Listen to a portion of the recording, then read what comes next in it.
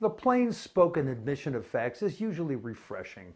Yet what we've learned over the past few years is that clear speech sometimes falls galaxies away from refreshing. And sometimes there's no price that's paid for being a very bad boy, even when there's plain admission of wrongdoing. There are exceptions, of course, like the Trump University fraud, for which Trump paid a $25 million settlement shortly after the 2016 election. Before that, he bankrupted his 4 casinos and walked away, leaving his bank holding an empty bag. People who deal with Trump have a way of getting hurt, while he skates free as though he's entitled to impunity.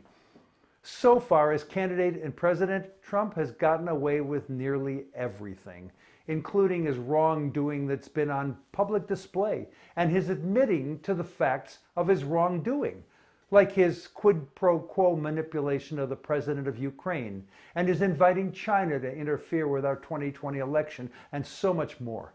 He's very much like the quite corrupt Colonel Jessup in the movie A Few Good Men.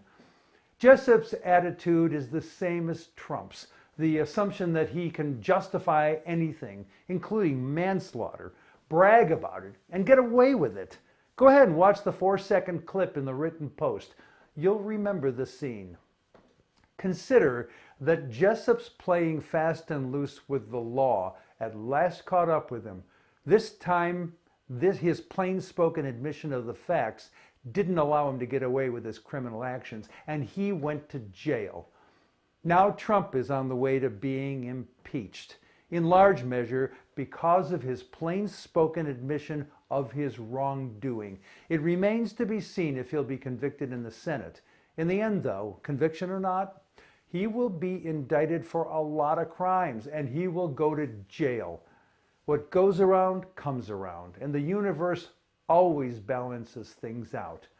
It just doesn't always happen on the timetable we prefer, and a lot of people, even an entire country, get hurt along the way.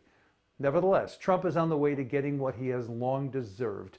Our job is to stay the course of justice and see that he gets it. I'm Jack Altshuler.